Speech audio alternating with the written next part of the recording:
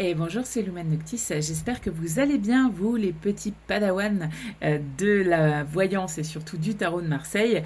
Bienvenue dans votre seconde leçon autour des arcanes majeures. Et aujourd'hui, on va parler du number one, le battleur. Et je vais te faire une confidence. C'est une carte qui, à mon sens, est probablement l'une des plus sous-estimées du tarot. Pourquoi? Parce que beaucoup de personnes le résument finalement à un nouveau départ et puis voilà, merci, au revoir, ciao, bye. Sauf qu'en réalité, le battleur parle d'un moment très particulier de notre vie. Celui où tout est possible, mais où rien n'est encore construit. C'est l'instant où l'on possède des outils sans toujours savoir quoi faire. C'est la carte finalement des apprentissages, des essais, des erreurs que l'on peut faire, que l'on peut commettre, de la curiosité et parfois aussi de l'illusion. Alors on va l'observer d'un peu plus près, cette carte. Avant de chercher une signification, on va prendre le temps de regarder. Ça, vous savez, c'est un conseil que je vous donne. C'est une habitude que je vous encourage d'ailleurs vous-même à vraiment prendre avant même de rentrer dans des interprétations. Parce que le tarot raconte déjà énormément de choses avant même qu'on ouvre un bouquin autour de ça ou un livret pratique, etc. Le battleur, c'est un jeune homme qui est debout, du coup, derrière une table. Enfin, c'est pas vraiment une table. Quand on regarde bien, elle paraît un peu bancale, cette table. On a l'impression que les pieds sont pas très égaux entre eux. Il n'y a pas en plus 4 pieds visibles, on n'en voit que 3. Et en fait, elle n'est pas encore totalement stable. C'est un peu l'idée. Et c'est le premier indice autour du rôle du battleur et de sa signification. Le monde du battleur est encore en construction. Sur cette table, on trouve une multitude d'objets, comme tu peux voir. Il y a des pièces, il y a des dés ici, il y a un couteau, des gobelets, des sacs, des bâtons. On dirait presque l'étal d'un marchand ambulant, si tu regardes bien. Ou le bureau de quelqu'un qui commence 10 projets en même temps, un peu comme moi parfois. Faut pas voir l'état de mon bureau quand j'ai décidé de commencer à faire des activités manuelles. Tu connais peut-être quelqu'un qui est un peu comme ça, en dehors de moi, bien évidemment. Ou alors, c'est peut-être toi qui regarde cette vidéo. Le battleur tient une baguette dans une main, tandis que dans l'autre, de l'autre, il semble désigner la matière. Bon, c'est un geste finalement qui rappelle une idée très ancienne. Relier ce qui est en haut avec ce qui est en bas. L'idée ne consiste pas à faire de la magie avec des paillettes, mais à transformer plutôt une idée en réalité. Passer de l'intention à l'action. Regarde aussi son regard. Il n'est pas totalement tourné vers nous. Il semble observer quelque chose placé sur le côté. C'est aussi l'attitude de quelqu'un qui réfléchit déjà au prochain mouvement qu'il va faire. Et enfin, on a ses vêtements. Ils sont extrêmement colorés, comme tu peux voir. Il y a un peu toutes les couleurs qui sont présentes sur le tarot de Marseille. On a du rouge, du bleu, du jaune, du vert. Voilà, toutes les couleurs finalement sont présentes. C'est comme si toutes les possibilités coexistaient encore. Rien n'est vraiment figé, tout reste à expérimenter. On va aller regarder aussi cette table de plus près, on va faire un petit focus dessus. Donc cette table, c'est un peu pour moi le laboratoire de l'expérience. Elle mérite qu'on s'y arrête. Je dirais que dans beaucoup de traditions, elle représente le monde concret.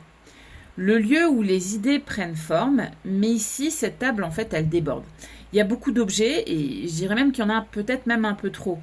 Le battleur, finalement, il possède déjà énormément de ressources. Le problème, c'est donc pas le manque chez lui. Le problème, c'est de choisir. Et ça, c'est souvent beaucoup plus compliqué finalement.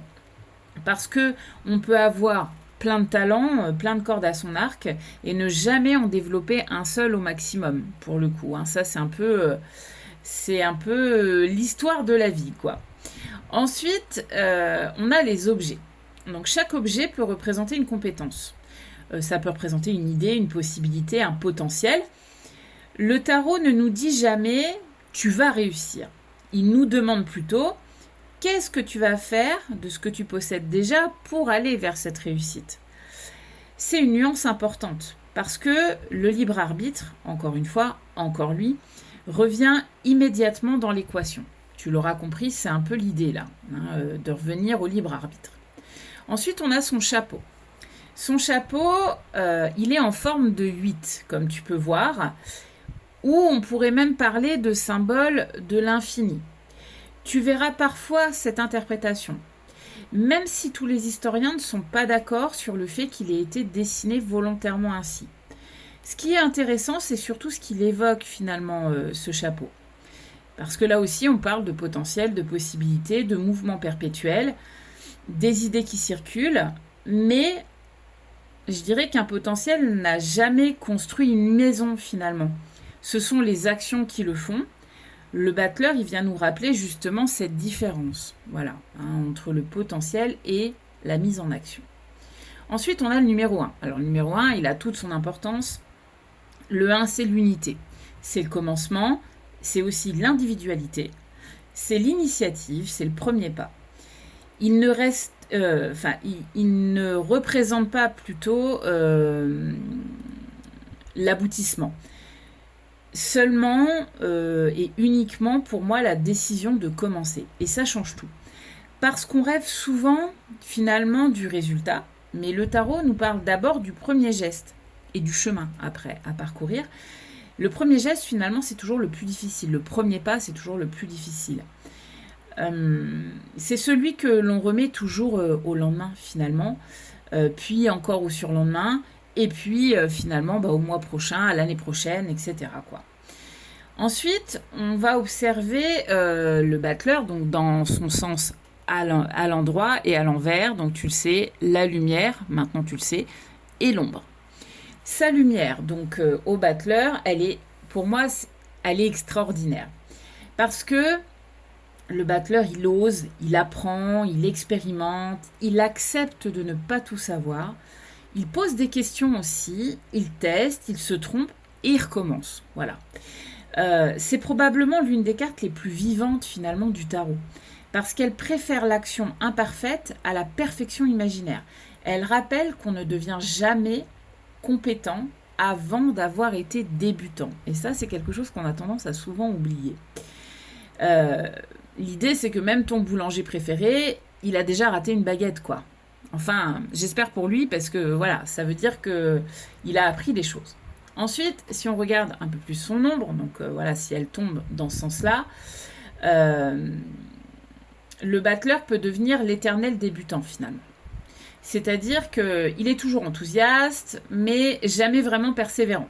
Il collectionne les formations, les projets, les idées, les bonnes résolutions, mais rien ne dépasse le stade du commencement. C'est aussi la carte du beau parleur. Voilà, il faut le savoir. Celui qui sait vendre, qui impressionne facilement, mais dont les actes ne suivent pas toujours les discours, quoi. Il y a toujours un décalage entre les actes et ce qui est dit finalement. Le mot Butler désignait d'ailleurs autrefois un amuseur de foire. Donc c'était plutôt le bouffon de la foire, si tu veux. Quelqu'un capable d'attirer la foule, parfois grâce à son talent, parfois grâce à quelques artifices. Autrement dit, tout ce qui brille n'est pas forcément de l'or, quoi. Tu vois, c'est un peu ça. Et en fait, le Butler, il vient de souffler discrètement, de vérifier avant de croire à quelque chose. Voilà.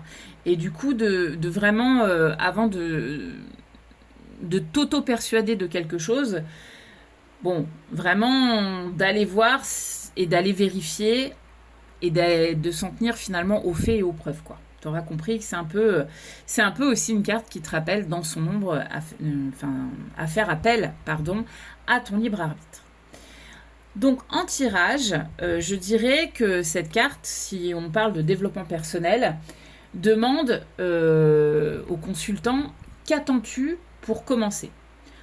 En amour, sur du sentimental, elle peut représenter une rencontre naissante, une séduction, une relation qui demande encore à grandir.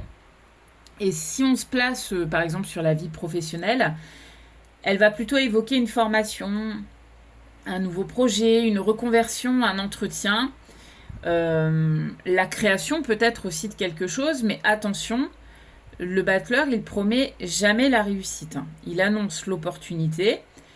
Et cette différence, elle est quand même essentielle. Parce que ce que tu en feras finalement dépendra ensuite de toi. Et c'est exactement là que le libre arbitre reprend sa place. Voilà, tu l'auras compris. Donc le message du battleur. Si je devais résumer cette carte en une phrase, j'utiliserais celle-ci. Le potentiel, pour moi, ne vaut rien sans un vrai passage à l'action. Voilà. Tu n'as pas besoin d'être prêt à 100%. Personne ne l'est. Tu n'as pas besoin de tout maîtriser. Le battleur non plus. Tu as simplement besoin d'accepter que les premiers pas seront peut-être maladroits et d'accepter que c'est parfaitement normal et que ça fait partie du processus. Bon, pour conclure, je dirais que le battleur nous rappelle une chose essentielle. La vie, elle ne commence pas quand on est prêt. Voilà. Elle commence quand on décide finalement d'essayer, d'expérimenter. Alors, si cette carte apparaît dans un tirage, je t'invite à ne pas uniquement te demander que va-t-il se passer, mais plutôt à demander qu'est-ce que je suis prêt à mettre en mouvement aujourd'hui pour commencer le processus. Parce qu'au fond, le véritable pouvoir du battleur, c'est pas de prédire l'avenir, hein, ça c'est clair, mais c'est de nous rappeler que nous avons déjà entre les mains bien plus d'outils que nous l'imaginons et qu'il ne sert à rien d'attendre un énième signe ou une énième compétence pour se lancer. Et l'idée, c'est aussi d'apprendre en faisant. Et si tu attends finalement encore le bon moment, sache qu'il a une fâcheuse tendance à ne jamais envoyer de faire-part. Voilà, c'est ça que je voulais aussi te dire. Bon, n'hésite pas à me dire ce que tu en as pensé en commentaire. N'hésite pas si tu as des questions, je réponds à tout le monde.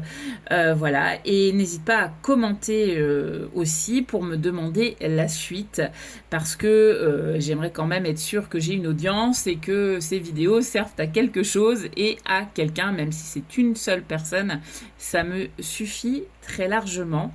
Et n'hésite pas, bien entendu, à t'abonner pour avoir plus de messages et puis pour pouvoir continuer à suivre cette série de vidéos d'apprentissage du tarot. Voilà, je vous souhaite une très bonne journée à tous et je vous dis à très bientôt.